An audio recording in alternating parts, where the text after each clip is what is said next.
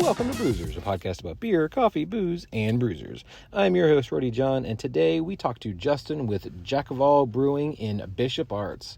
We talk all about his history in brewing, the amazing food at Jaquval, and so much more.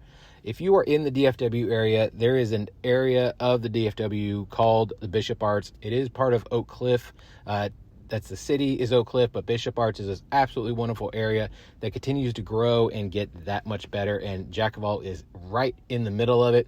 You are going to love it. Definitely check it out. You're going to learn more about it here in a second. But first, make sure to sign up for our newsletter. It comes out twice a week. You get even more information about our guest. You get fun facts, and you get to find out what's happening with your favorite podcast, all about beer, coffee, booze, and bruisers. So without further ado, here is Justin with Jaquval Brewing.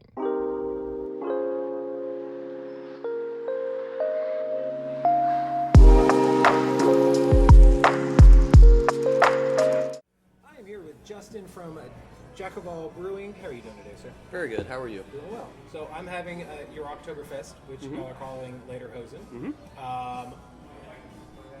You have a background in, you're at Lakewood. Yes. But let's go all the way back in time. What is your earliest memory of beer? Earliest memory of beer is I received a Christmas gift. I can't remember specifically which age, but I remember my parents bought me it was the Bad Santa. It was some sort of Christmas ale. And I don't remember who it was from, who it was by. I know RAR, I think, has their Bad Santa ale. Angry Santa, yeah. I remember this, thinking back on it, I feel like it was one of those, like, novelty beers. You would have got it, like, I don't even know like where. Not even a Central Market, but like a World Market. Yeah, I was just going to say World Market, exactly. Because this would have been like 20 years ago maybe. Wow. So like it was a while back where they just kind of like, oh, here's this, little joke beer, early teen, like teenager, like whatever, like, and it was cute and it was fun. And I remember that being like, I remember hating the beer. I did not like it.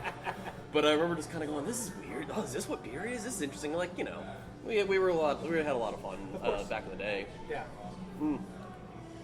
And I actually plan on making, and now Christmas beer is one of my favorite things. Yes. So I definitely plan on making a Christmas beer in the future. But it's so funny how, like, it's funny you asked that question because it's hard locked. Yeah. I immediately remember, like, getting that in, like, Christmas and be like, oh, this is cool. What Christmas, okay, well, I love Christmas beers too, so what is your favorite Christmas beer? And why is it Shiner Cheer?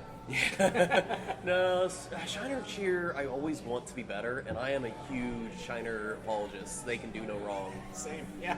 I love Shiner so much, but like Shiner Cheer has never been my favorite Christmas ale. I mean, Anchor's always a classic. Hopefully not full RIP, but we're not getting that beer anytime soon. Yeah. It's something Noel from Belgium. Okay. I think it's the Saint Bernard. Yeah. I think it's how you pronounce it. But yeah, that one's really good. I really like the Belgian Christmas beers. The Belgian Christmas beers are always really, really lovely. I just don't see them very often anymore. It's kind of why I want to bring one to my menu. So, when you make yours, what implements and what flavors are you kind of really wanting people to go home with? So we have, I might be a little bit basic and a little boring. We have a really nice oven and our sister deli. Yeah. So I might use that to roast some chestnuts, some spices, like toast some spices in the kitchen, and then maybe or not do plums or dates, some sort of like really dark stone fruit, but do like chestnuts, plums, and then spiced. And I haven't quite gone over the spice mix just yet, but I'd like to get with the kitchen and toast and roast some spices like right on site, and then add it right into the beer. Nice. So that's your earliest memory of beer. What was your gateway craft beer that you were like, yep, I like this? Because for the most, you had that somewhat bad Christmas beer. Yeah. A lot of us grew up on the the Bud Light, the Coors, the Miller, all that shit. But it was actually this beer that's like, yes, I like craft. It was actually some local. So when I was in my early 20s, so I was 20, a friend of mine at the time who eventually got me into the industry, he used to brew at Raw. Okay. And we would just hang out because we were friends, and he just had free beer. And he just always had beers. I was like, oh great, what a good friend to have at this age. And he was homebrewing at the time as well, so I learned a little bit from him, but I didn't care at the time. But he would always bring raw beer home, and I remember it was I think it was Iron Thistle. Oh yeah. Was the one where I was like, oh, I kind of like this, Yeah. because he would bring either IPA, because at the time they had the English IPA, but he would buy like proper IPAs from like Colorado, and we would always, most of us would be like, ugh, those are Jason, those are Jason beers. We don't want those. And then eventually you develop out for it. But I do remember specifically Iron Thistle. It's like, yeah, give me one of those. Those are great. And then the Iron Joe Thistle that happened later was also fantastic. Yeah, I think everybody, if you grew up here and you love craft beer, everything comes back to RAR. Yeah. Because RAR is the OG of, I love that they're on a better path now than they were the last few years, but, I think RAR has always been one of those phenomenal breweries that I'm so glad is still around. They are 100% the reason why I got the taste for craft beer. Yeah. Is their beer at the time, and having that connection to their brewer at the time, who paved the way for everything really. For me anyway. Right. Well, so then let's go into that. How did you get into actually making beer yourself? Or did you obviously start probably at the home? And then, no, you started at I learned everything on a professional level. Jesus. So, like I said, my friend at the time, when I was 20, 21, early, just graduated, I was going through college. I think I was a janitor at the time. Nice. at my high school. It was like a little hunting situation. Yeah, it was 100%. I was going to community college. I was a part-time janitor, and I really, wasn't doing a whole lot. My degree is in music,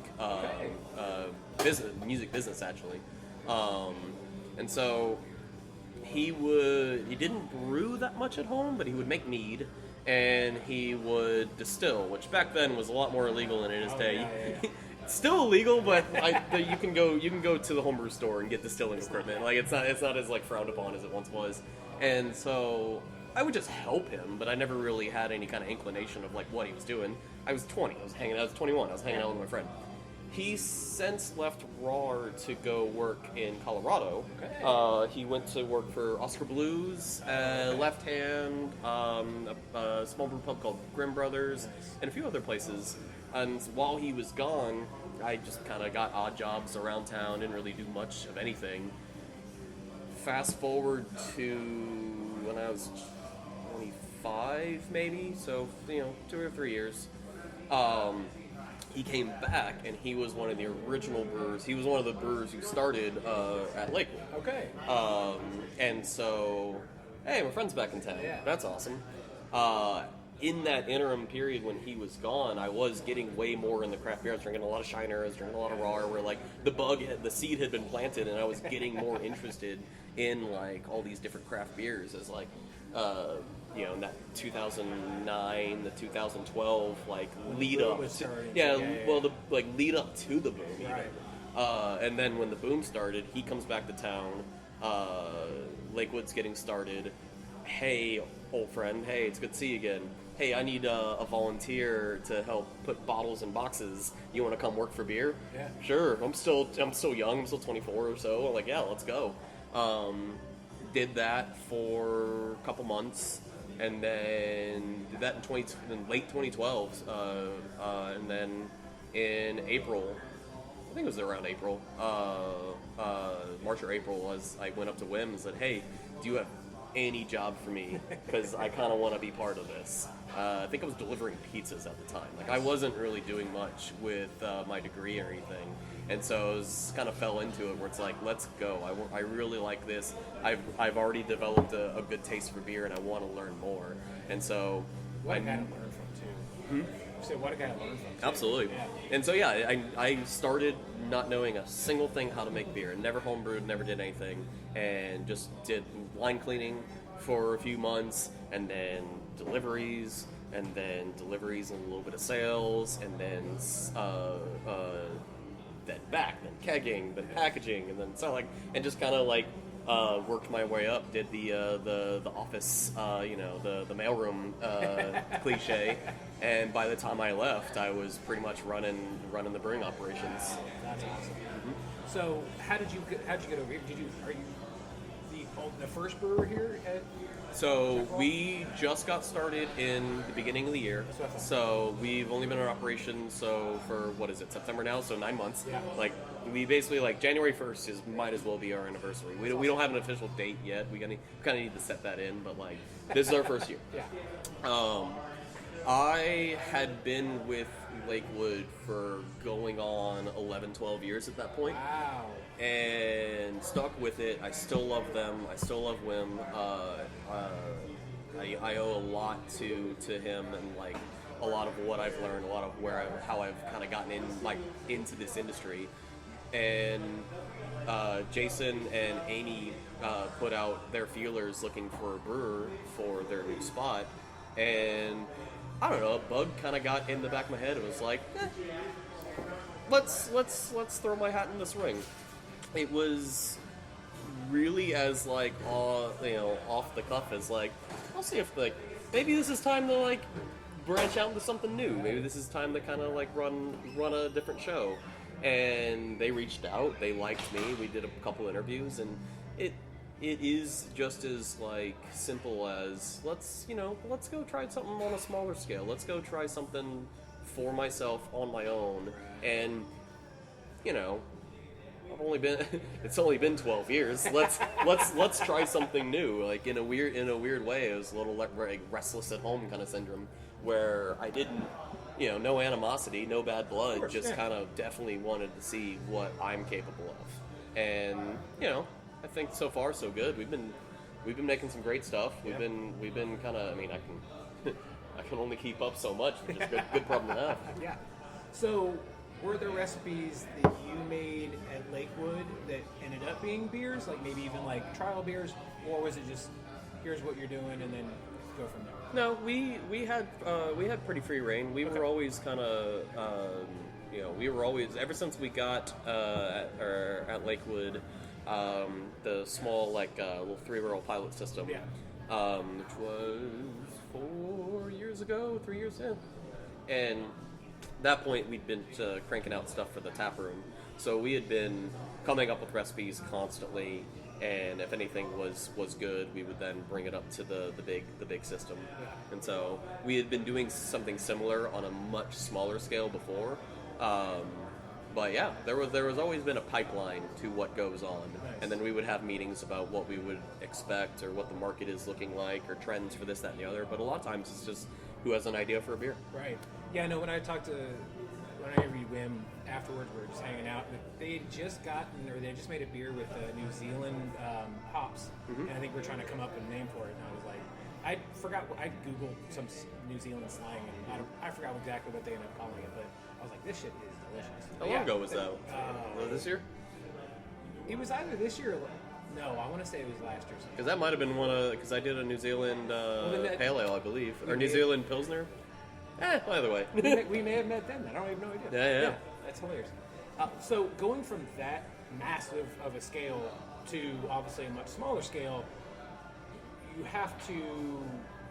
There's obviously going to be some tinkering and figuring out what space do I have, how much, or what can I, moving stuff around and so forth. How was it going from that big of a system down to what you guys have now? It's funny how the equipment is the same, the scale is different. Now, grossly simplifying that statement, but for the most part, the process is the process, and how you streamline it for a production sense is where you start getting into the big boy breweries, where it's like, now we're talking efficiencies on a much greater detail and oriented scale than you would in like a brew pub, where like,